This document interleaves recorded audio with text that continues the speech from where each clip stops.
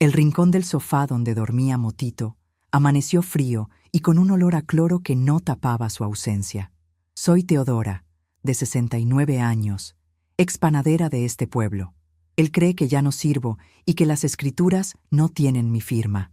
El silencio de las 5 de la mañana siempre ha sido mi mejor compañero, pero hoy se sentía diferente.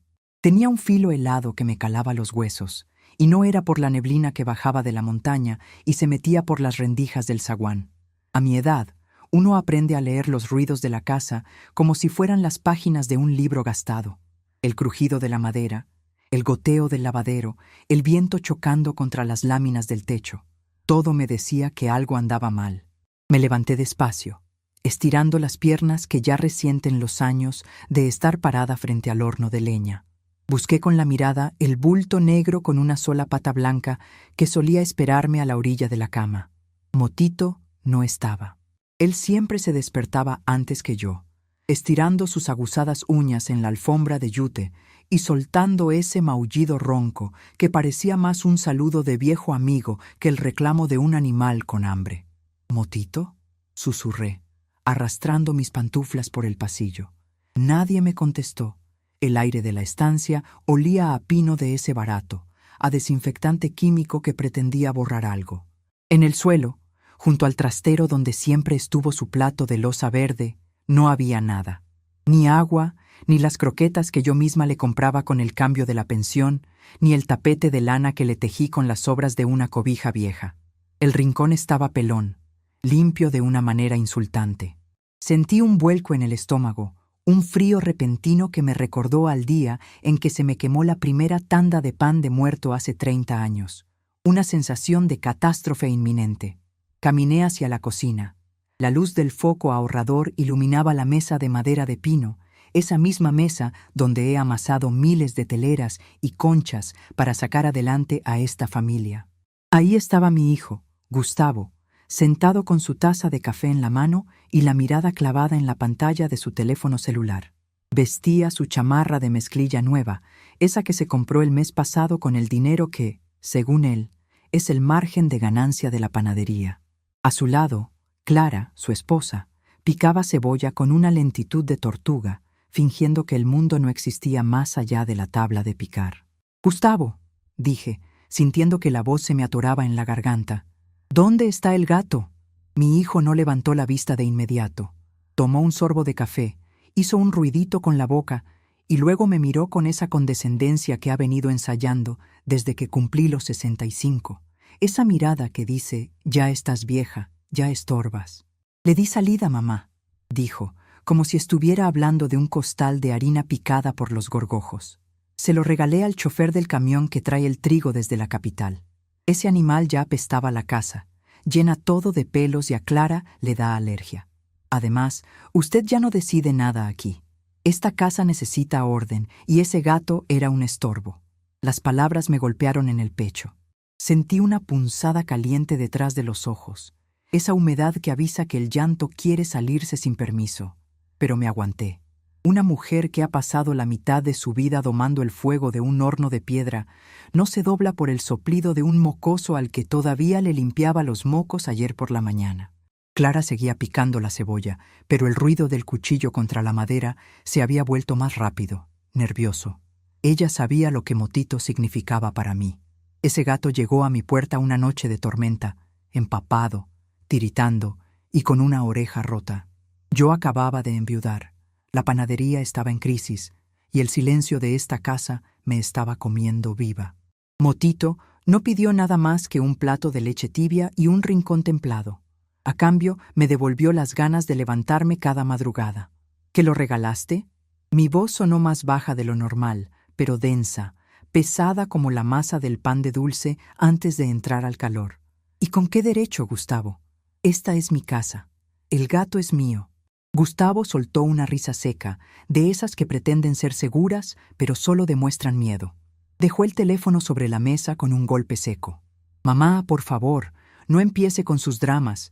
Usted ya está grande, ya no trabaja el horno, solo se la pasa aquí sentada. Yo soy el que lleva las cuentas de la espiga de oro, el que habla con los proveedores, el que mueve el negocio. Esta casa se mantiene con lo que yo produzco. Así que lo que se queda y lo que se va de este techo, lo decido yo. El gato se fue y no va a volver. Acostúmbrese. Clara levantó por fin la cabeza, dándole a su esposo una mirada de complicidad que me revolvió las tripas. Ellos creían que el silencio de mis últimos meses era sumisión. Creían que porque les dejé llevar la administración diaria del negocio familiar, yo me había convertido en un mueble viejo que se puede arrumbar en el cuarto de atrás. Me acerqué a la mesa despacio. No temblaba. El dolor por la ausencia de mi compañero se transformó en algo diferente, en una rabia antigua, de esa que se cultiva con los años de esfuerzo mal agradecido. Me llevé la mano al bolsillo de mi delantal de flores, donde siempre cargo mi llavero de bronce antiguo. 7 llaves pesadas, gastadas por el uso, que tintinearon con un sonido que ellos conocían muy bien. Apoyé ambas manos sobre la mesa, inclinándome hacia mi hijo. Mis ojos, cansados por los años pero claros como el agua del pozo, se clavaron en los suyos. Gustavo intentó sostener la mirada, pero el color empezó a írsele de las mejillas. «Sé perfectamente lo que estás pensando, Gustavo», dije, y cada palabra era un golpe de hacha. «Piensas que porque tienes un título de administrador colgado en la pared, pagado con el sudor de mi frente, eres el dueño de este lugar». Sequé mis ojos con la punta del delantal y lo señalé con el dedo índice, ese que tiene la cicatriz de una quemadura de cuando él era apenas un niño de pecho. Él tragó saliva. Clara dejó caer el cuchillo sobre la tabla. El sonido del metal resonó en toda la cocina. «Te voy a decir una sola cosa. Ese gato vuelve hoy, o descubres quién sostiene de verdad a esta familia». Gustavo se quedó sin palabras. Abrió la boca para replicar, para soltar una de esas frases modernas que lee en sus libros de negocios, pero no le salió nada. Vio la firmeza en mi rostro, la misma firmeza con la que planté cara a los cobradores cuando su padre murió dejándonos solo deudas y un saco de harina a la mitad. Vio que la vieja Teodora no estaba jugando. Me di la vuelta sin esperar respuesta y caminé hacia el zaguán. El frío de la mañana me dio de lleno en la cara, pero no lo sentí. Tenía demasiado fuego por dentro. Ellos habían olvidado quién era yo, de dónde venía el dinero para la camioneta que Gustavo presume por el pueblo, de quién eran las escrituras de esta casa de adobe y teja, y quién firmaba los permisos de la panadería que nos daba de comer a todos. Habían olvidado que el respeto no se jubila con la edad, y que hay silencios que son más peligrosos que cualquier grito. Hoy iban a recordar quién era la dueña de la casa, aunque tuviera que quemar el pueblo entero para recuperar a mi gato. Me encerré en mi recámara y pasé el cerrojo de fierro. El sonido del metal al encajar en el marco de madera fue un golpe seco que retumbó en mis oídos, pero sobre todo en mi pecho. Desde el otro lado de la puerta no se escuchaba nada, solo el silencio cobarde de Gustavo y el murmullo asustado de Clara. Pensaban que me iba a tirar a la cama a llorar mi pena, que iba a mojar la almohada lamentando la vejez y la ingratitud. Qué poco me conocen. Se les olvida que esta sangre que llevan en las venas no es de agua de alfalfa, es sangre de gente que abrió camino en el cerro a puro pulmón. Me senté en la orilla de mi colchón, ese que se siente duro porque nunca me gustaron las cosas blandas. Las cosas blandas hacen que la gente se vuelva floja, y yo floja no he sido nunca. Miré mis manos, puestas sobre las rodillas. Estaban rugosas, con las coyunturas hinchadas por el reumatismo que me dejó el frío de las madrugadas y el calor del horno de la panadería. Cada mancha café en mi piel es una batalla ganada. Cada arruga es un año de aguantar temporales. Gustavo cree que estas manos solo sirven ahora para desgranar maíz o para acariciar al gato que él mismo echó a la calle. Cree que la vejez es una enfermedad que te va apagando los ojos y te va entorpeciendo el juicio. Para ellos, los jóvenes de ahora, uno se vuelve invisible en el momento en que le salen las primeras canas. Se piensan que porque uno camina más despacio, o porque ya no opina sobre sus aparatos modernos, una ya no siente, ya no piensa, ya no estorba más que en las esquinas. Me ven aquí sentada, con mi delantal de flores y mis trenzas blancas, y se imaginan que soy un mueble más de la casa, un trastero viejo que se puede arrumbar en el patio trasero sin que proteste. Qué equivocados están. La vejez no es mansedumbre, es pura estrategia. Uno aprende a guardar silencio no porque no tenga nada que decir, sino porque está esperando el momento preciso para dar el manotazo. Me levanté y fui hacia el ropero de madera de Oyamel, Ese que mi difunto esposo me mandó a hacer cuando nos casamos. No tiene cerradura de combinación ni llaves modernas. Tiene un cajón falso en el fondo, debajo de las sábanas de percal que huelen a jabón de pasta y a flores de lavanda seca. Saqué una caja de hojalata que antes contenía manteca vegetal. Ahí adentro no había fotos viejas ni recuerdos de nostalgia barata. Ahí adentro estaba el verdadero esqueleto de esta familia, los papeles que sostienen la mentira en la que Gustavo ha estado viviendo estos últimos 3 años. Saqué el legajo de hojas amarillentas y las puse sobre la mesa de noche.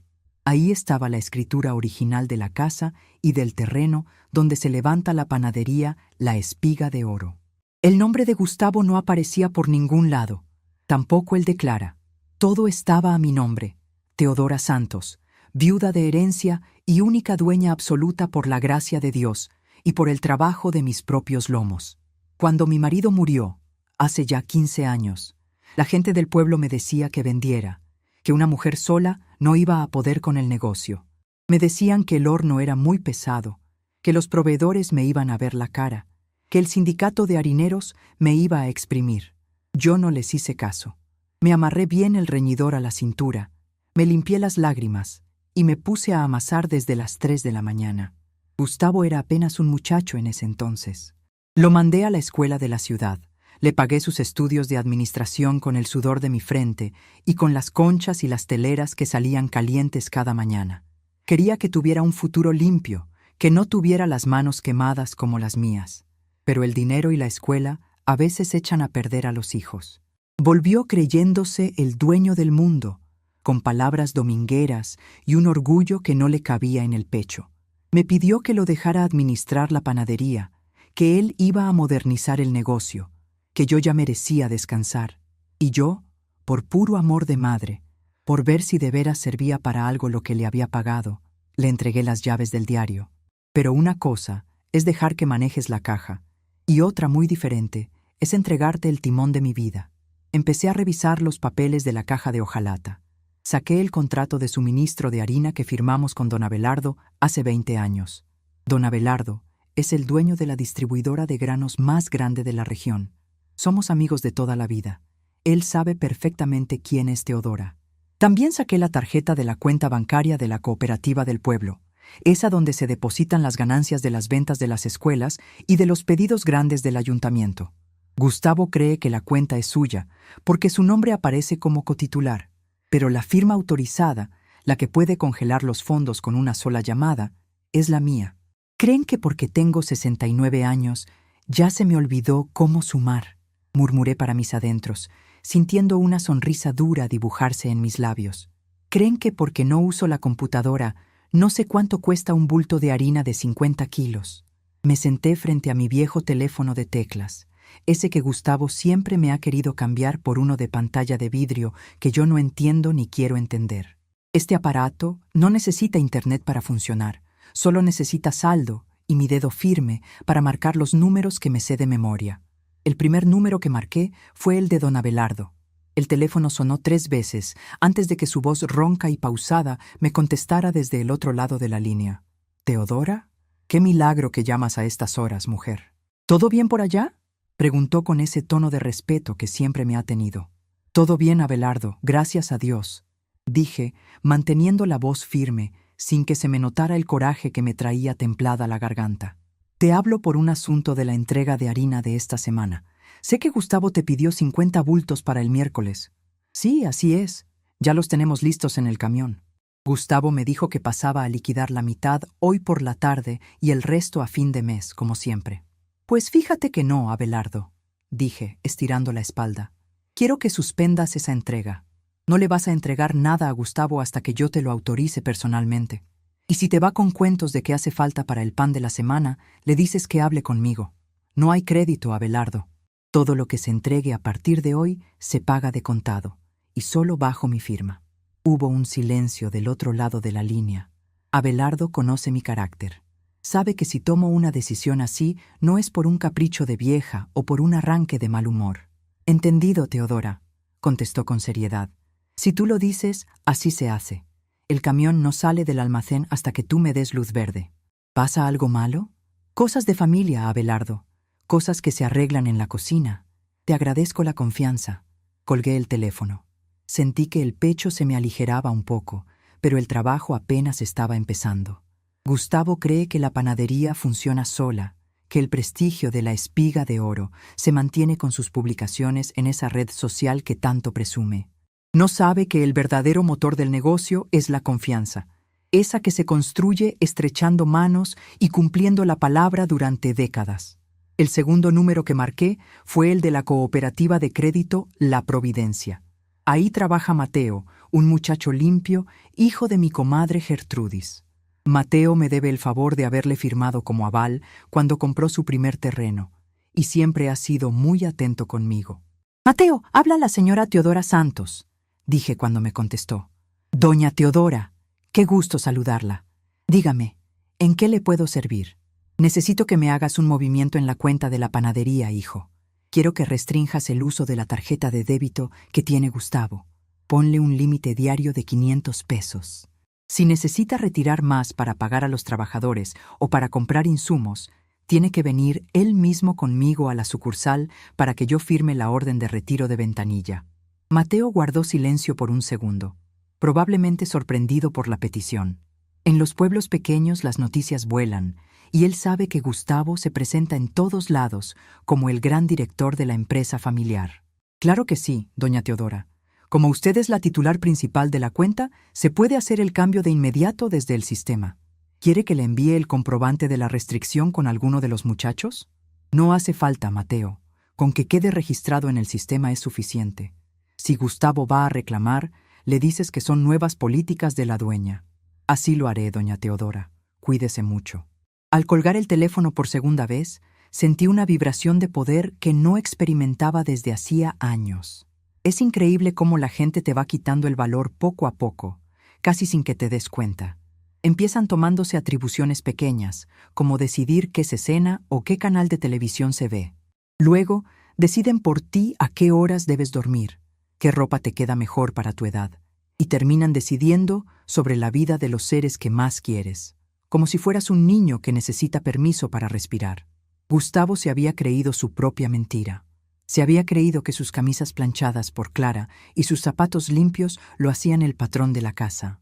Había olvidado que para ser patrón, primero hay que saber lo que cuesta ganarse un peso con el lomo doblado sobre el calor de las brasas. Había olvidado que el respeto no se gana gritando ni dando órdenes con el teléfono en la mano. Se gana respondiendo por los tuyos y cuidando a los que están bajo tu techo. Y Motito era de los míos. Ese gato no era un simple animal que andaba por ahí estorbando. Era el que se subía a mis piernas cuando el dolor de las rodillas no me dejaba dormir. Era el que me acompañaba a tomar el café de olla en el patio trasero mientras el pueblo todavía dormía. Su maullido sordo y su ronroneo constante eran el único hilo de vida que me unía a este mundo cuando sentía que ya no le importaba a nadie. Gustavo no solo me había quitado a mi mascota, me había querido quitar el último pedazo de dignidad que me quedaba en esta casa. Me levanté de la cama y caminé hacia la ventana que da al patio interior. Desde ahí podía ver el cuarto de máquinas de la panadería, donde están las batidoras grandes y los costales de harina apilados. El humo que salía de la chimenea era débil, señal de que los muchachos de la tarde apenas estaban preparando la leña para el turno de la noche. Gustavo andaba por el patio, hablando por teléfono con ademanes exagerados, seguramente presumiendo algún trato imaginario con algún cliente de la ciudad. Se le veía tan seguro de sí mismo, tan lleno de esa arrogancia de los hombres que creen que el mundo se rinde ante ellos solo porque tienen un carro del año que todavía no terminan de pagar. Clara salió a su encuentro con un plato de fruta picada. Le sonreía con esa sumisión que a mí siempre me ha parecido una tontería. Ella venía de una familia donde a las mujeres se les enseñaba a callar y a obedecer, y había querido aplicar esa misma regla conmigo. Pensaba que por ser la nuera ya tenía derecho a mandar en mi cocina, a cambiar las ollas de barro por sartenes de teflón que no sirven para nada, y a decidir qué animal entraba o salía de mi casa. «Disfruten de su tarde, muchachos», susurré contra el vidrio empañado por mi propio aliento. «Disfruten de su comida y de su orgullo. Mañana por la mañana van a saber lo que es tener hambre de verdad». No tenía prisa. El pan de la paciencia se cuece a fuego lento, igual que el buen pan de yema que hacíamos para las fiestas del santo patrono. Si uno saca el pan antes de tiempo, se le hunde el centro y se queda crudo por dentro. Hay que dejar que el calor haga su trabajo despacio, que la masa esponje y que la corteza se ponga dorada y crujiente.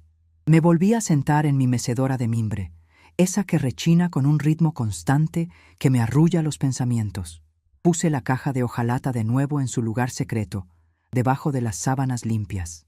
Dejé afuera únicamente mi llavero de bronce, ese manojo de llaves pesadas que representan cada puerta, cada candado y cada rincón de esta propiedad que construí con mis propias manos. Sentía el frío de la tarde colarse por debajo de la puerta de la recámara, pero ya no me importaba. Tenía la mente clara y el corazón templado. Gustavo creía que me había dejado acorralada en mi cuarto, derrotada por su autoridad de papel. Lo que no sabía era que yo acababa de cerrar todas las llaves del agua que alimentan su vanidad. En cuanto el camión de la harina no llegara y las tarjetas de la cooperativa rebotaran en el banco, el gran administrador de la Espiga de Oro se iba a dar cuenta de que no era más que un títere sin hilos. Me acomodé el chal de lana sobre los hombros, el único que no me habían tirado, porque decían que todavía se veía decente. Me dispuse a esperar. La noche iba a ser larga y fría, pero yo estaba acostumbrada a las vigilias. Sabía perfectamente que para cuando el sol volviera a asomarse por el Cerro de la Cruz, Gustavo iba a estar tocando a mi puerta con la cabeza baja y las manos temblorosas. La lección apenas estaba por comenzar y yo iba a ser una maestra muy rigurosa. En esta casa nadie decide por Teodora Santos, y mucho menos cuando se trata de defender lo que es suyo por derecho de vida. La noche transcurrió con la lentitud de la masa que se deja levar en el rincón más fresco de la cocina durante el invierno. No dormí mucho, pero a mis 69 años el cuerpo ya no pide tantas horas de sueño. Pide paz, y esa me la habían robado cuando se llevaron a Motito. Me quedé recostada, escuchando el viento del norte que hacía crujir las láminas del cobertizo donde guardamos la leña para el horno. Cada hora que marcaba el reloj de péndulo de la sala era un paso más hacia el muro contra el que mi hijo estaba a punto de estrellarse. Gustavo creía que el mundo se manejaba con puras palabras bonitas y papeles firmados con tinta azul, pero se le olvidaba que la tierra se trabaja con las manos y que la lealtad de la gente no se compra con un título universitario. A las 4:30 de la mañana, el silencio de la casa se rompió con el sonido habitual de los pasos pesados de Julio y Chon, los dos maestros panaderos que han trabajado conmigo desde hace más de 15 años. Escuché cómo abrían el zaguán de la panadería, el chirrido de las bisagras oxidadas y el golpe seco de los primeros troncos al ser acomodados en la boca del horno de piedra. El olor a humo de encino comenzó a filtrarse por las rendijas de mi ventana. Ese olor que ha sido el perfume de mi vida y que siempre me había traído tranquilidad. Pero hoy, ese aroma venía cargado con la tensión de la tormenta que yo misma había desatado el día anterior. Me levanté sin hacer ruido.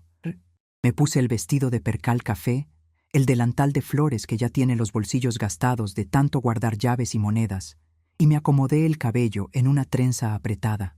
En el dedo medio de la mano derecha me coloqué mi dedal de plata, ese que me regaló mi madre cuando cumplí los 15 años y que tiene la superficie labrada con pequeñas flores que ya casi no se distinguen de tanto usarse.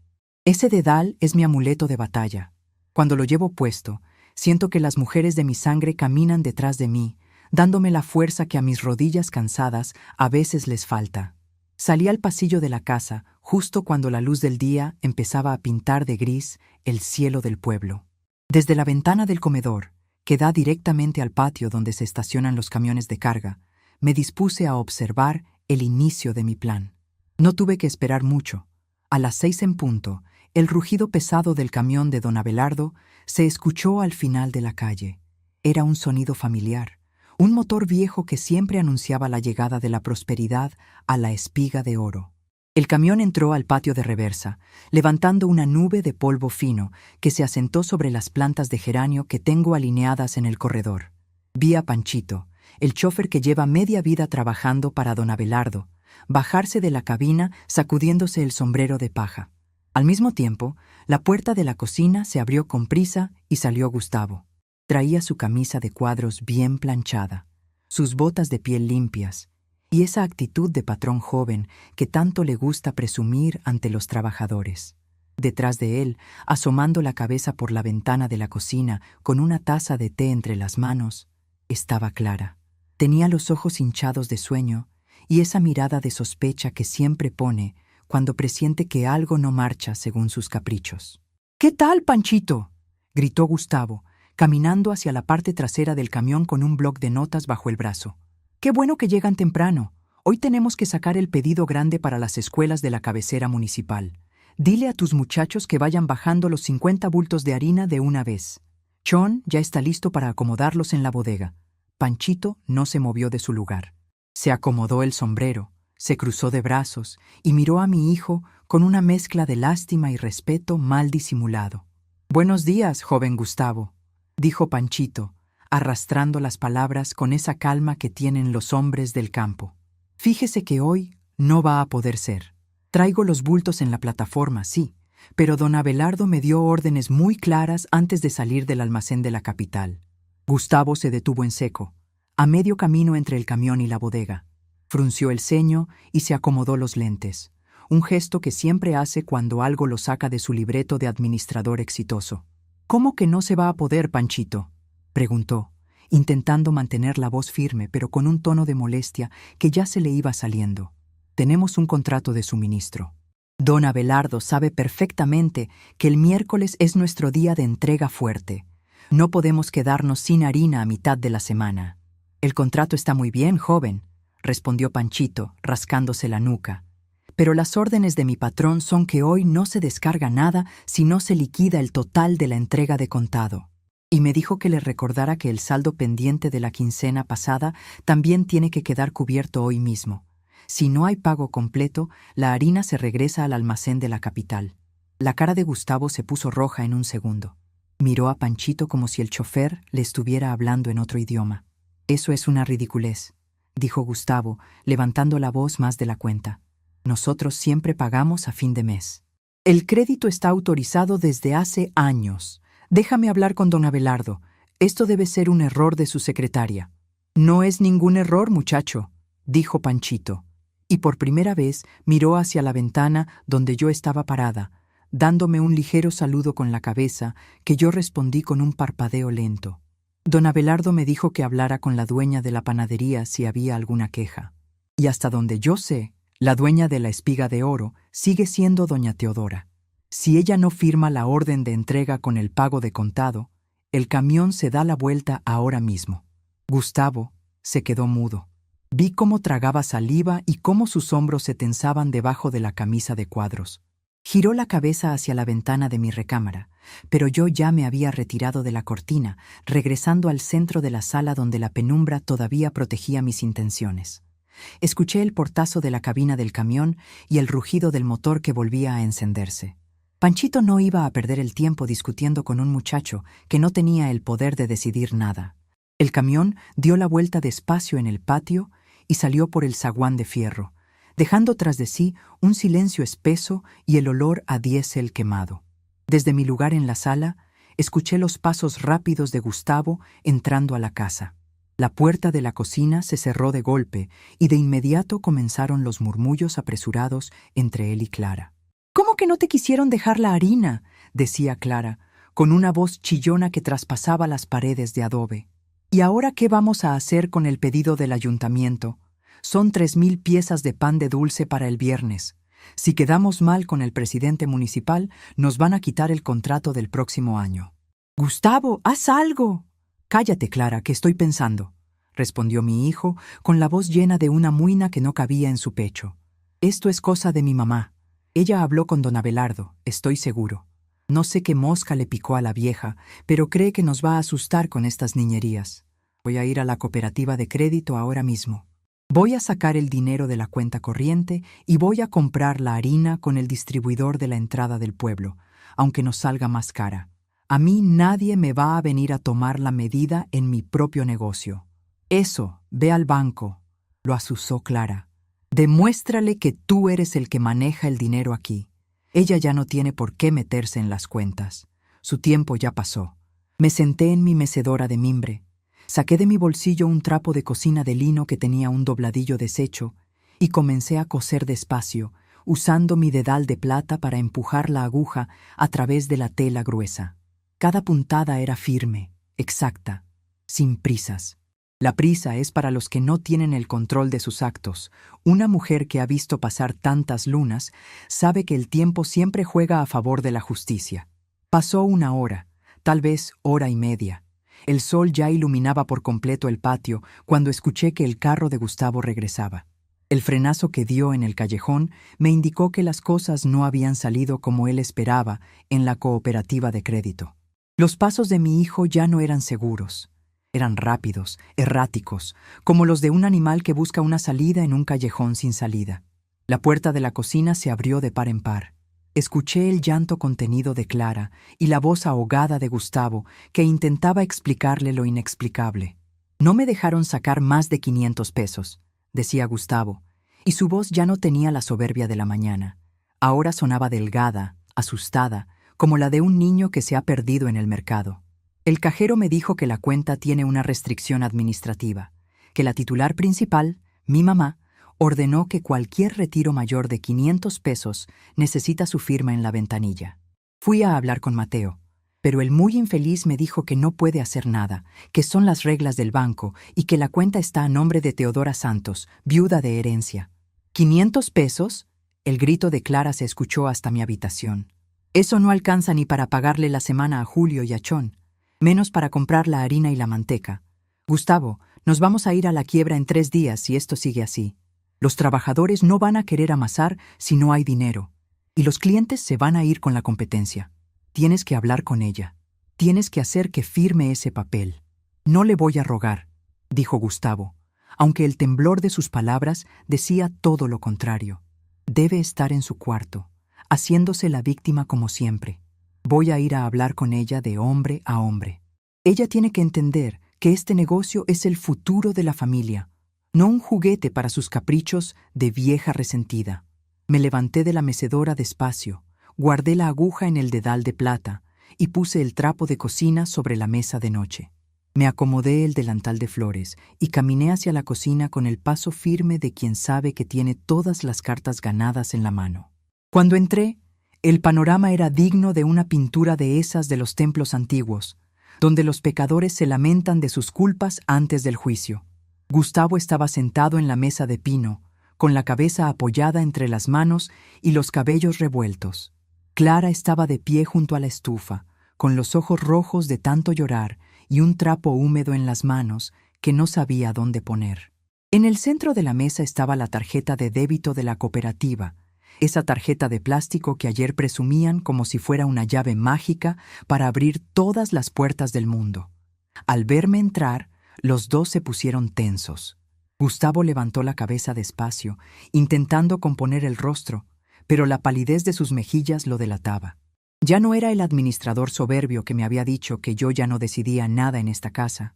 Ahora era solo mi hijo, el muchacho que yo había alimentado y vestido con el sudor de mi frente, desarmado ante la realidad de que la vida no se resuelve con puras apariencias. «Mamá», dijo Gustavo, y su voz sonó ronca, cansada. «Necesitamos hablar». Me acerqué a la estufa sin mirarlo. Tomé la tetera de peltre azul, la llené de agua del garrafón y la puse sobre la hornilla. Encendí el fuego con un cerillo de madera que raspé en la pared con un movimiento seco. El olor a fósforo quemado llenó el aire de la cocina por un instante, borrando el olor a cloro barato que todavía quedaba en el suelo. «Yo no tengo nada de qué hablar contigo, Gustavo», dije, dándole la espalda mientras esperaba que el agua empezara a calentar. «Yo ya hablé ayer por la mañana y fui muy clara, pero parece que en esa escuela de la ciudad donde te pagué los estudios no te enseñaron a escuchar a los mayores». «Mamá, por favor», intervino Clara, dando un paso hacia mí con las manos suplicantes, intentando usar esa dulzura fingida que a mí siempre me ha parecido más falsa que un billete de madera. «No sea injusta. Mire el daño que nos está haciendo». El camión de don Abelardo se regresó con la harina. Los panaderos están cruzados de brazos en la bodega porque no hay material para trabajar, y en la cooperativa no nos quieren dar el dinero de las ventas. Nos va a arruinar el negocio por un simple arranque de orgullo. Es un negocio familiar. De aquí comemos todos. Me di la vuelta despacio, apoyando la espalda contra el borde de la mesa de azulejos amarillos. Me crucé de brazos y los miré a los dos, uno por uno. Mis ojos se detuvieron en mi hijo, que no pudo sostener la mirada, y la desvió hacia el suelo, donde solía estar el plato de loza verde de Motito. ¿Negocio familiar?, pregunté, y mi voz era tan fría como el viento que bajaba de la montaña. Qué curioso que te acuerdes de la familia ahora que las cuentas no te salen, Clara. Ayer, cuando tu esposo decidió que mi gato estorbaba en esta casa, no pensaron en la familia.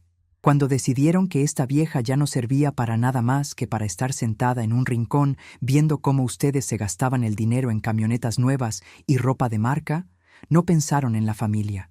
«Mamá, era solo un gato», dijo Gustavo, intentando defenderse con un tono de voz que pretendía ser razonable, pero que solo demostraba su desesperación. Un animal que llenaba la casa de pelos y que ya estaba viejo. Clara tiene alergia, ya te lo dije. Yo solo quería poner un poco de orden. No puedes poner en riesgo el patrimonio de años por un animal de la calle. Es absurdo. Me acerqué a la mesa, apoyando mis manos nudosas sobre la madera de pino, justo enfrente de él. El tintineo de mi llavero de bronce en el bolsillo de mi delantal sonó como una advertencia en medio del silencio de la cocina. Ese animal de la calle, como tú lo llamas, Gustavo, tenía más gratitud en una sola de sus uñas que ustedes dos en todo el cuerpo, dije, y cada palabra salía de mi boca con el peso de una sentencia de juez. Ese gato estuvo conmigo cuando tu padre se fue, y tú estabas muy ocupado en la ciudad, gastándote el dinero del pan en fiestas y amigos. Ese gato no me miraba con desprecio, ni me hacía sentir que estorbaba en la casa que yo misma levanté con estas manos que ves aquí, llenas de reumatismo y quemaduras del horno. Gustavo bajó la cabeza, apretando los puños sobre la mesa. Clara soltó un sollozo ahogado, pero yo no me detuve. El fuego de la verdad ya estaba encendido y no ibas a apagarse hasta que consumiera toda la maleza de su soberbia. ¿Tú crees que porque te dejé llevar la administración de la espiga de oro, te convertiste en el dueño de mi vida, Gustavo? Continué, bajando el tono de la voz, pero dándole una fuerza que hacía vibrar las tazas en el trastero. ¿Crees que porque manejas la camioneta y hablas con los clientes, eres el que sostiene esta casa? Pero hoy acabas de aprender que el respeto no se compra con un título, ni se hereda en vida por el simple hecho de ser el hijo varón. En esta casa, la que manda, la que firma, la que tiene la confianza de los proveedores y la que es dueña de cada adobe de este techo soy yo, Teodora Santos. Y eso no se te va a olvidar mientras yo siga respirando en esta tierra. El agua de la tetera empezó a hervir, soltando un silbido agudo que llenó la cocina. Nadie se movió para apagarla. Gustavo seguía con la mirada clavada en la mesa de pino, y Clara se tapaba la cara con el trapo húmedo, temblando de pies a cabeza. La harina no va a entrar a esta casa si yo no firmo el cheque de pago de contado, Gustavo, dije, dando la vuelta para apagar la estufa. Y la tarjeta de débito que traes en la bolsa no te va a servir ni para comprar 1 kilo de sal si yo no voy personalmente a la cooperativa a quitar la restricción. Los panaderos no van a trabajar hoy, y el pedido de las escuelas se va a cancelar si yo así lo decido. A mí no me importa perder unos pesos, muchacho. Yo sé lo que es empezar desde abajo con un solo saco de harina y un horno prestado. ¿Tú sabes lo que es eso? ¿Tú sabes lo que es ganarte el pan de cada día con el lomo doblado y la cara pegada a las brasas? No lo sabes. Nunca lo has sabido porque yo te lo di todo en la mano. Pero si quieres aprenderlo hoy mismo, por las malas, con mucho gusto te enseño. Me serví el agua caliente en mi taza de barro, le puse una ramita de manzanilla silvestre que yo misma había recolectado en el cerro y me volví hacia ellos con la taza entre las manos. El calor de la arcilla me entibió los dedos, dándome una sensación de confort que contrastaba con la heladez que se respiraba en la estancia. Gustavo se levantó de la mesa despacio. Sus hombros estaban caídos, su mirada apagada, y toda la prepotencia de la mañana se había disuelto como un terrón de azúcar en el café caliente. Me miró con unos ojos que ya no tenían el brillo de la arrogancia. Eran los ojos del niño que sabe que ha cometido una falta imperdonable y que no tiene dónde esconderse. «¿Qué quieres que haga, mamá?», preguntó, y su voz fue casi un susurro que apenas alcancé a escuchar. Tomé un sorbo de mi té de manzanilla, sintiendo el sabor amargo de la hierba en la lengua. Lo miré por encima del borde de la taza con una calma absoluta, la misma calma con la que esperaba que el pan estuviera en su punto exacto antes de sacarlo del calor. «Quiero que me traigas a Motito», dije, y mi voz no admitía ninguna réplica. «Quiero que busques al chofer del camión del trigo, que vayas a donde sea que lo haya dejado y que me traigas a mi gato antes de que caiga la noche. No me importa lo que tengas que pagar, ni las horas que tengas que buscar en la carretera. Si el gato no está en ese rincón del sofá para cuando se meta el sol, mañana por la mañana la panadería, la Espiga de Oro, amanece cerrada con candado de doble vuelta, y ustedes dos pueden empezar a buscar dónde vivir y de qué trabajar, porque en esta casa ya no van a tener ni un rincón para sentarse». Gustavo miró a Clara, que solo pudo asentir con la cabeza entre lágrimas, aterrorizada ante la perspectiva de quedarse en la calle y sin el dinero del negocio que tanto le gustaba presumir. Mi hijo tomó la tarjeta de la mesa, la guardó en el bolsillo de su chamarra de mezclilla y se encaminó hacia la puerta de la cocina con el paso lento de los vencidos. Antes de salir al patio, se detuvo en el umbral sin darme la cara. «Lo voy a buscar, mamá», dijo con la voz apagada. «Lo voy a traer de vuelta». «Más te vale, Gustavo», respondí, dándole otro trago a mi té de manzanilla. «Y asegúrate de traerlo con bien, porque si a ese animal le pasó algo en el camino, tú y yo vamos a tener una cuenta muy larga que arreglar. Y esa no se va a pagar con dinero de la cooperativa». Escuché el sonido de la camioneta arrancar en el patio, pero esta vez no hubo frenazos ruidosos ni arrancones de orgullo. El vehículo salió del zaguán despacio, casi con vergüenza, perdiéndose en el camino de terracería que lleva hacia la carretera de la capital. Me quedé sola en la cocina con Clara, que seguía de pie junto a la estufa, sin atreverse a mirarme ni a hacer el menor ruido. Tomé mi taza de té, caminé hacia el comedor y me senté de nuevo en mi mecedora de mimbre, sintiendo el peso de mi dedal de plata en el dedo y el tintineo de mis llaves en el bolsillo. El día apenas iba a la mitad, y el silencio de la casa ya no se sentía frío ni ajeno. Se sentía mío, recuperado a pulso y defendido con la dignidad que los años no me habían podido quitar. Miré el rincón vacío del sofá y sonreí para mis adentros, sabiendo que el verdadero poder no se grita ni se presume, sino que se ejerce en silencio, desde la cocina, con la paciencia de quien sabe amasar el destino con sus propias manos. Las horas de la tarde se arrastraron como un río de lodo, pesadas y lentas, trayendo consigo un calor húmedo que hacía que la madera de las vigas crujiera como si se quejara del tiempo. En la cocina, el silencio se había vuelto tan denso que casi se podía cortar con el cuchillo cebollero. Clara ya no picaba nada. Se la pasaba limpiando los azulejos de la pared por tercera vez, frotando con una fuerza desesperada que solo delataba su miedo. Yo la miraba de reojo desde mi mecedora, sin decir una sola palabra, dejando que el rechinar del mimbre fuera el único recordatorio de mi presencia. Cada tanto, ella volteaba a verme con los ojos cargados de una timidez que nunca antes le había conocido, esperando tal vez que yo le diera una orden, una queja o una mirada de compasión. Pero yo no le iba a regalar nada de eso. La sumisión que ahora mostraba no era respeto, era la simple sumisión del que se sabe descubierto en su propia debilidad. A eso de las 3 de la tarde, escuché los pasos de Julio y Chon en el corredor del patio. Venían despacio, arrastrando los pies con la incertidumbre de los hombres que no saben si mañana tendrán trabajo para llevar el sustento a sus casas. Se detuvieron en el umbral de la puerta de la cocina, con los sombreros en las manos y las frentes sudorosas por el calor del día. «Doña Teodora», dijo Julio, el más viejo de los dos, limpiándose el sudor con un pañuelo rojo. «Disculpe que la moleste, patrona, pero el joven Gustavo no ha regresado y el camión de la harina nunca descargó. Los muchachos de la mesa de amasado ya limpiaron las charolas, pero no tenemos material para la tanda de la noche. ¿Qué hacemos? ¿Nos quedamos a esperar o ya nos retiramos a nuestras casas?» Clara dio un paso al frente, con la boca abierta dispuesta a soltar una de esas mentiras piadosas que tanto le gustan para salvar las apariencias. Pero yo levanté la mano derecha de inmediato. El brillo de mi dedal de plata bajo la luz del sol que entraba por la ventana La congeló en su sitio. No tuvo el valor de pronunciar una sola sílaba. Julio Chon, les dije, con una voz suave pero firme, de esas que no admiten dudas. No se preocupen por la harina. Hoy no se va a amasar más. Quiero que limpien bien el cuarto de máquinas, que apaguen las brasas del horno y que se vayan a descansar con sus familias. ¿Y el pedido de las escuelas de la cabecera, doña Teodora?, preguntó Chon, rascándose la cabeza.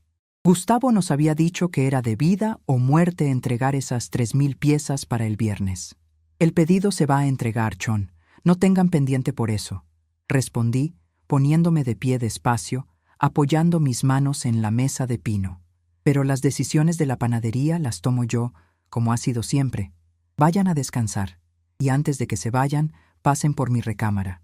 Les voy a pagar el día de hoy por adelantado, y les voy a dar la mitad de lo de mañana para que no anden con el apuro en sus casas. Los dos hombres se miraron entre sí, y por primera vez en meses vi en sus ojos ese brillo de alivio y respeto que Gustavo les había ido quitando con sus malos modos y sus retrasos en los pagos. Ellos sabían que con la vieja Teodora la palabra empeñada era ley, y que bajo mi mando nadie se iba a la cama con el estómago vacío. «Muchas gracias, patrona», dijo Julio, dándome una reverencia con la cabeza. «Sabíamos que usted no nos iba a dejar desamparados. Con su permiso». Salieron del corredor con el paso más ligero, y yo fui a mi recámara a sacar del cajón secreto los billetes que siempre guardo para las emergencias. No toqué el dinero de la cooperativa. Ese dinero era para el negocio. Este era mi dinero personal, el que he ahorrado peso sobre peso vendiendo las mermeladas de tejocote y los panes de fiesta que preparo en las fechas especiales. Les pagué a cada uno lo suyo en la mano, estrechando sus dedos callosos y dándoles las gracias por su lealtad de tantos años. Cuando regresé a la estancia, Clara estaba sentada en la orilla de una silla, con las manos apretadas entre las piernas y la mirada clavada en el suelo. Se veía tan pequeña, tan desprovista de esa altanería con la que solía pasearse por mi casa, presumiendo sus vajillas de porcelana fina y sus cortinas nuevas. «Mamá Teodora», susurró, y por primera vez la palabra «mamá» no le salió con ese tono de burla que solía usar. ¿De verdad va a cerrar la panadería si Gustavo no encuentra al gato? Mire que la gente del pueblo va a empezar a murmurar. Van a decir que perdimos la cabeza por un animal. Me acerqué a ella despacio, sintiendo el crujido de mis pantuflas sobre las losetas de barro. Me detuve a un paso de su silla y la miré desde mi altura, con el rebozo bien acomodado sobre los hombros. «A mí no me importa lo que murmure la gente del pueblo, Clara», le contesté, y mi voz sonó tan pesada como una piedra de molino. «La gente del pueblo no me dio de comer cuando me quedé viuda con 3 bocas que alimentar y una deuda que me llegaba al cuello. La gente del pueblo no estuvo aquí para limpiarme las lágrimas cuando se me partían las manos de tanto amasar en el frío de diciembre. La que levantó este negocio fui yo, con la ayuda de Dios y de este cuerpo que ahora ustedes desprecian, porque ya tiene 69 años. Así que si decido quemar hasta el último ladrillo de esta casa para enseñarles a respetarme, lo voy a hacer sin que me tiemble la mano». Clara tragó saliva y no volvió a decir nada. Se quedó ahí, hecha un nudo de miedo, dándose cuenta por fin de que la anciana que tenían arrumbada en el cuarto de atrás no era una sombra sin voluntad, sino el verdadero cimiento que sostenía el techo sobre sus cabezas. El sol empezó a ocultarse detrás del Cerro de la Cruz, pintando las nubes de un color rojo encendido que parecía el reflejo del horno de la panadería. La sombra de la tarde comenzó a adueñarse del patio y de la cocina, y con la oscuridad regresó el frío de la montaña. Me senté de nuevo en mi mecedora, con mi taza de té de manzanilla ya frío sobre las rodillas, dispuesta a esperar el desenlace de esta jornada. Fue casi a las 7 de la noche cuando el sonido de la camioneta de Gustavo se escuchó en el callejón. El motor venía despacio, sin la prisa orgullosa de otras veces. Escuché cómo se abría el zaguán de fierro y cómo el vehículo entraba al patio, apagándose con un suspiro cansado. La puerta de la cocina se abrió despacio. La luz del foco ahorrador iluminó la figura de mi hijo al entrar. Daba lástima verlo. Su camisa de cuadros, esa que tanto presumía, estaba rota de una manga y manchada de grasa de motor y de lodo negro.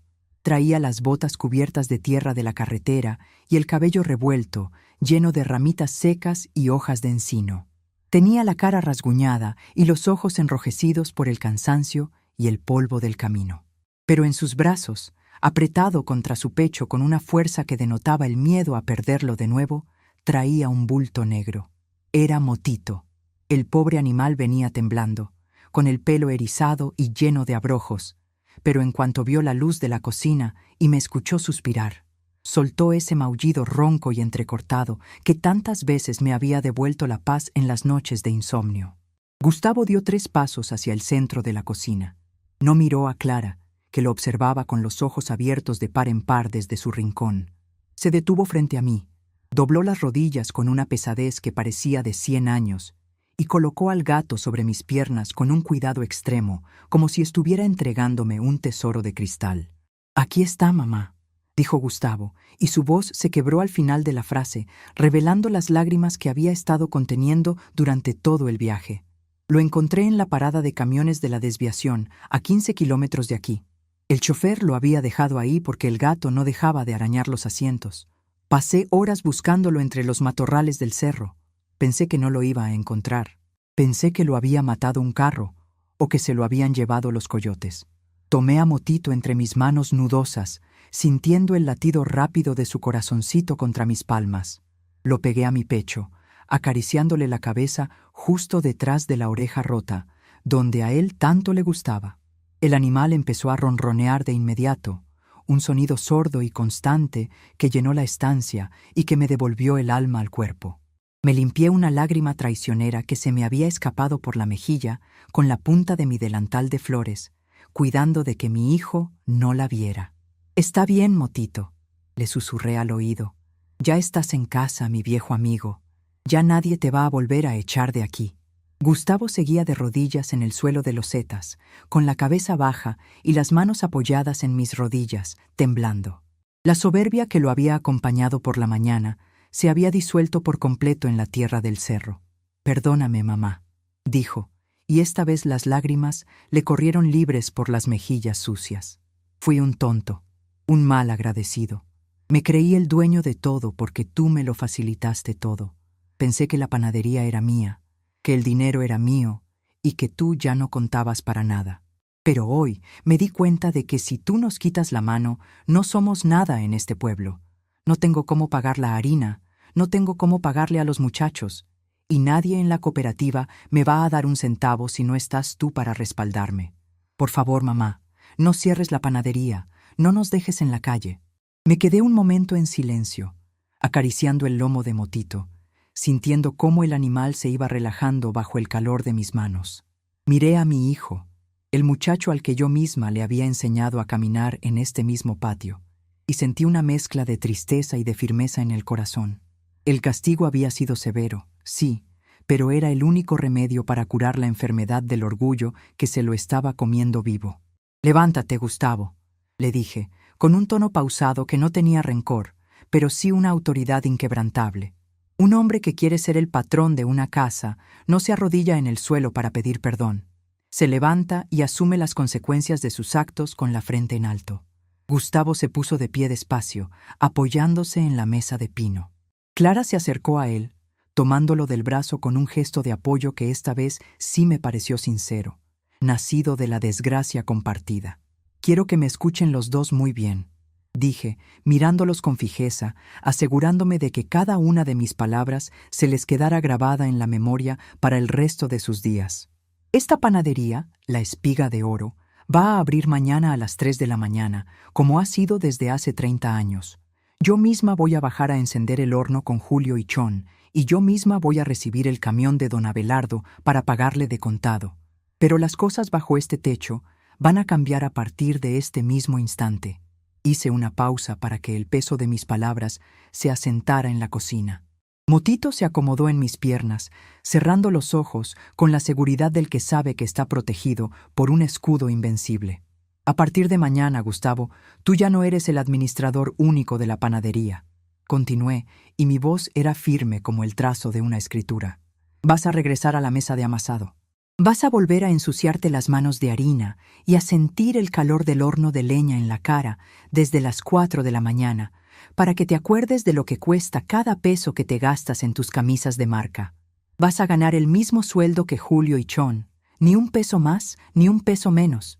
Y tú, Clara, vas a dejar de meterte en la administración de las ganancias.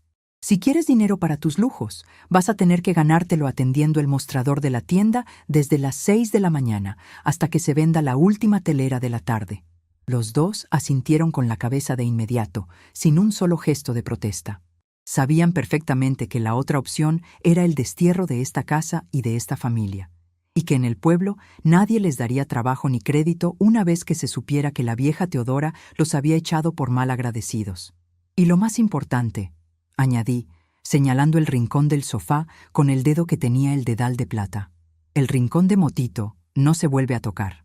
Ese gato es el dueño de esta estancia tanto como yo, y si alguno de los dos vuelve a hacerle un mal modo o a quejarse de sus pelos, ese mismo día agarra sus maletas y se va de esta casa para no volver nunca más. ¿Les quedó claro? Sí, mamá, dijo Gustavo, limpiándose la cara con la manga rota de su camisa. Nos quedó muy claro. Mañana a las 3 de la mañana estaré listo para prender el horno con Chon. Está bien, respondí, sintiendo que un cansancio inmenso pero reparador empezaba a apoderarse de mis propios huesos. Ahora vayan a lavarse esa tierra y a cenar lo que haya en la olla. Yo me voy a quedar aquí un rato con mi amigo, disfrutando del silencio que tanto me gusta. Gustavo y Clara se retiraron hacia el baño del patio con el paso lento y la cabeza baja, hablando en murmullos que ya no tenían nada de soberbia, sino una humilde aceptación de la realidad. La lección había sido dura, pero necesaria. A veces hay que apretar la masa con fuerza para que el pan tome la forma correcta y no se desparrame en el molde. Me quedé sola en la penumbra de la sala, meciéndome despacio con Motito, ronroneando en mi regazo. El viento del norte seguía soplando afuera, haciendo crujir las láminas del cobertizo, pero ya no sentía frío. Tenía el fuego del horno de mi vida bien encendido por dentro, y sabía que mientras yo estuviera aquí, nadie iba a apagar la lumbre de esta casa. Miré las escrituras amarillentas que asomaban por la esquina de la mesa y sonreí en la oscuridad, sabiendo que el verdadero poder de una madre no está en la fuerza de sus brazos, sino en la firmeza de su espíritu para defender a los suyos de cualquier tormenta. A las 3 de la mañana, cuando el frío de la sierra todavía cala hasta los pensamientos y el pueblo parece dibujado en carboncillo, yo ya estaba de pie. No necesité que sonara ningún aparato ruidoso de esos que usa la gente joven para despertar de mal humor. El despertador que llevo dentro, el mismo que me ha gobernado durante más de 40 años, me dio el aviso con un leve tirón en la espalda y el olorcito a tierra mojada que se colaba por la rendija de la ventana. Me amarré el rebozo de lana negra con fuerza alrededor del pecho, asegurando mis 69 años contra las corrientes de aire, y salí al corredor. A mi lado, pegadito a mis pantuflas de fieltro, caminaba Motito. El andar de mi gato era lento, como si todavía le doliera el susto de andar perdido en la carretera, pero ya llevaba la cola levantada en señal de orgullo. Su patita blanca marcaba el paso sobre las losetas frías, y ese maullido ronco y sordo que me dio al salir fue como un juramento de que, de ahora en adelante, seríamos una sola sombra recorriendo la casa. Cuando empujé la puerta de madera pesada de la panadería, el calor del horno ya empezaba a templar el aire del cuarto de máquinas. En la esquina, junto al montón de leña de encino, estaba mi hijo Gustavo. Traía puesta una playera vieja de algodón que solía usar cuando era estudiante, de esas que ya tienen los puños deshilachados, y un delantal de lona gris que le quedaba un poco grande. Tenía la cara tiznada de carbón y los brazos cubiertos de esa harina delgada que se mete en los poros y te hace ver más viejo de lo que eres. No me dijo nada cuando entré. Se limitó a agachar la cabeza y a echar 3 troncos gruesos al fuego con una torpeza que me dio un poco de lástima, pero no dejé que se me notara en la cara. La lástima es un lujo que las madres no nos podemos permitir cuando estamos enderezando el árbol que nosotros mismos dejamos crecer chueco. «Buenos días, mamá», susurró, con una voz que parecía ahogada por el humo, o tal vez por la vergüenza que todavía le pesaba en el pecho. Buenos días, Gustavo, respondí, caminando hacia la mesa de madera de pino donde se preparan las masas. ¿Ya pusiste a calentar el agua para la levadura? Sí, ya está lista en la tina de peltre. También pesé la manteca vegetal y los sacos de azúcar como me enseñaste de chico. Solo estaba esperando a que llegaran Julio y Chon para empezar a revolver. No hay que esperar a nadie, muchacho, le dije, dándole un golpe seco a la mesa con la palma de la mano para sacudir el polvo. En este negocio, el que quiere ser patrón primero tiene que demostrar que puede trabajar solo si los brazos le faltan. Arremángate bien los brazos y empieza a vaciar el primer saco de harina en la artesa. Hoy vas a amasar tú solo la primera tanda de teleras. Quiero ver si todavía te acuerdas de cómo se siente la masa cuando ya está en su punto, o si la escuela de la ciudad te ablandó las manos por completo. Gustavo tragó saliva, pero no protestó. Lo vi caminar hacia el rincón de la bodega, levantar un saco de harina de 50 kilos sobre sus hombros con un gemido de esfuerzo y cargarlo hasta la artesa de madera. Sus botas limpias, esas que ayer presumía por el pueblo, ya estaban cubiertas de polvo blanco, y el sudor empezaba a correrle por las sienes, marcando canales limpios en su cara tiznada. A las 4 de la mañana llegaron Julio y Chon. Se detuvieron en la entrada, sorprendidos al ver a mi hijo con las manos en la masa, sudando la gota gorda frente al calor de las brasas, mientras yo los observaba sentada en mi silla de mimbre con Motito en el regazo. Julio me miró de reojo, con una sonrisa pícara que se le escondía debajo del bigote canoso. «Vaya, patrón», dijo Julio, dándole una palmada en la espalda a Gustavo, que lo hizo tambalear. «Parece que hoy sí vamos a sacar el pan temprano. Qué bueno verlo de regreso en la trinchera. Ya hacía falta un brazo joven para mover la pala grande». Gustavo intentó sonreír, pero el esfuerzo físico no le dejaba mucho aire. «Aquí estamos, Julio», respondió con voz entrecortada, aprendiendo de nuevo el oficio. «Así se habla, muchacho», le contesté desde mi rincón, acariciando la cabeza de Motito. «El pan de la flojera siempre sabe amargo, pero el que se gana con el lomo doblado alimenta hasta el alma. Pónganse a trabajar todos, que el sol no tarda en asomarse y la gente del pueblo quiere su pan caliente para el café de la mañana». Durante las siguientes 3 horas, la panadería funcionó con la precisión de un reloj antiguo. El sonido rítmico del amasado, el golpe seco de la masa contra la madera de la mesa, el crujido de la leña ardiendo y el olor dulce de las conchas y las teleras dorándose en el horno llenaron el aire de una paz que yo creía perdida para siempre. Gustavo no se quejó ni una sola vez. Cuando las manos le empezaron a arder por las ampollas que le sacaba la pala de madera, se las enjuagó con agua fría. Se amarró un trapo limpio en la palma derecha y siguió trabajando bajo la mirada atenta de Julio, que lo corregía sin contemplaciones cada vez que descuidaba el grosor de las piezas. A las 6 de la mañana, cuando el cielo ya se pintaba de un azul claro y la neblina empezaba a levantarse del callejón, escuché el rechinar de la puerta del mostrador de la tienda. Era Clara.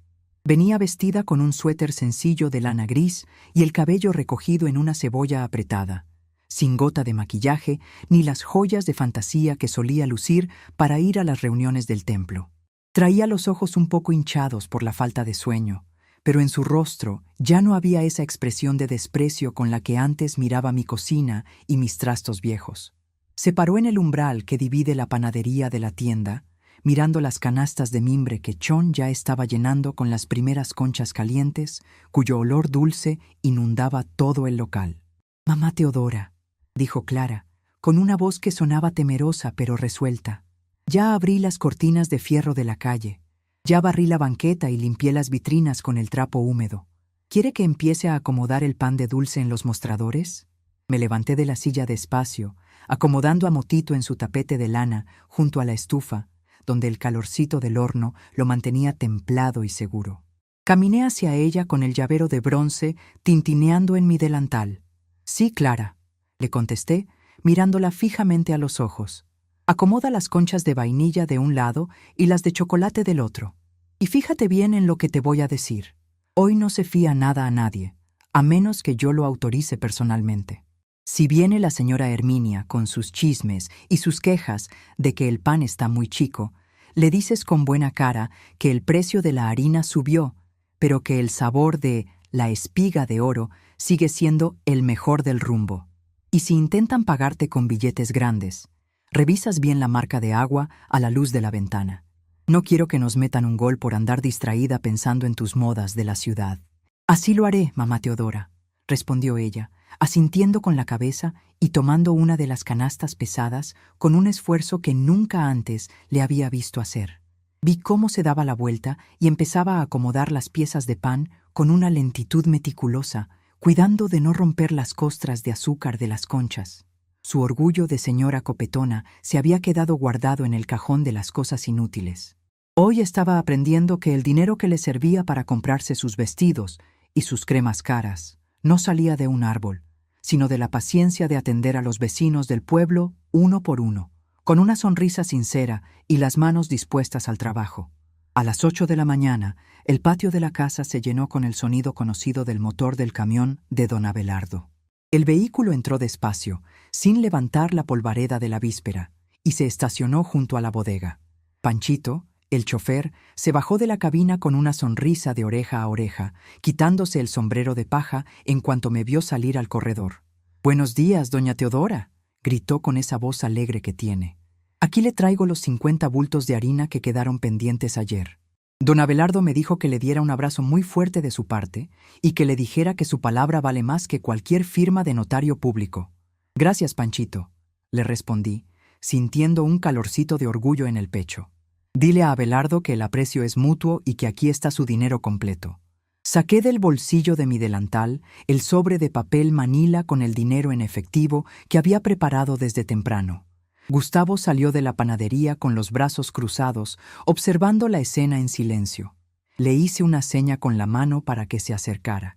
«Toma, Gustavo», le dije, entregándole el sobre. «Ve con Panchito y cuenta los bultos uno por uno mientras los van descargando.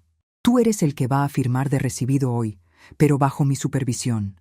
Y asegúrate de acomodarlos bien en las tarimas de madera para que la humedad del suelo no nos eche a perder el material». Mi hijo tomó el sobre con un respeto casi religioso. Miró a Panchito, luego me miró a mí y asintió con la cabeza, con un brillo de madurez en los ojos que yo no le había visto desde que era un niño de pecho. «Sí, mamá, yo me encargo», dijo, y su voz ya no tenía ese tono agudo de la soberbia, sino una gravedad serena que me indicó que el viaje al cerro y la lección de la víspera no habían sido en vano. Me quedé parada en el corredor, viendo cómo mi hijo cargaba los bultos junto con Panchito, compartiendo el esfuerzo físico y las bromas sencillas de los trabajadores del campo. El sol de la mañana ya iluminaba por completo el patio, haciendo brillar las hojas verdes de mis geranios y las tejas rojas de la casa. El humo blanco de la chimenea subía derecho hacia el cielo despejado, llevando el olor a pan fresco a todos los rincones del pueblo. Desde la tienda se escuchaba el murmullo de las vecinas que ya hacían fila para comprar el pan del desayuno. Escuché la voz de Clara atendiendo con amabilidad, respondiendo a las preguntas de la gente con una sencillez que me llenó de un alivio profundo. Ya no era la nuera altanera que quería cambiar mis ollas de barro. Ahora era una mujer que empezaba a entender el valor de pertenecer a una comunidad donde todos nos necesitamos para salir adelante. Sentí que alguien me rozaba la pierna con suavidad. Miré hacia abajo y vi a Motito, que se había salido de la cocina para ponerse a tomar el sol junto a mis pies.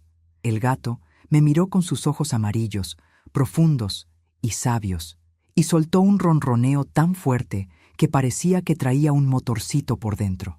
Me agaché despacio, resintiendo el dolor de mis rodillas pero con el corazón ligero, y lo levanté en mis brazos, acomodándolo contra mi pecho. «Lo logramos, Motito», le susurré al oído, sintiendo el calor de su pelaje negro contra mi piel. «Les enseñamos a estos muchachos que las canas no son de adorno, y que esta vieja todavía tiene fuerza para sostener las riendas de su propia vida. A mis 69 años, sé perfectamente que el tiempo no perdona y que el cuerpo se va gastando como las suelas de los zapatos en el camino de terracería. Sé que algún día mis manos ya no tendrán la fuerza para amasar y mis ojos ya no verán la luz del amanecer con la claridad de ahora. Pero ese día no es hoy. Hoy me siento más viva, más fuerte y más dueña de mi destino que nunca. El respeto no es algo que se pueda comprar con el dinero de una cuenta corriente, ni se puede exigir con gritos o con papeles de propiedad. El respeto se construye día con día, con la honestidad de tu trabajo, con el cuidado de los seres que dependen de ti y con la firmeza de tu espíritu para no dejarte doblar por ningún temporal. Gustavo y Clara aprendieron esa lección de la manera más dura, pero la aprendieron a tiempo. Hoy vi en sus rostros algo que vale más que todo el oro del mundo, el verdadero reconocimiento de quién es la jefa de esta casa, la mujer que con su esfuerzo y su amor les dio todo lo que tienen y que, si es necesario, volverá a amasar el destino de esta familia con sus propias manos nudosas. Entré a la cocina con mi gato en los brazos, dispuesta a prepararme otra taza de té de manzanilla silvestre. El olor a pan recién horneado seguía inundando la estancia, y supe, con la certeza que solo dan los años de experiencia, que la lumbre de la espiga de oro no se apagaría en mucho tiempo, porque la dueña de la casa seguía aquí, vigilando el fuego desde su rincón de siempre.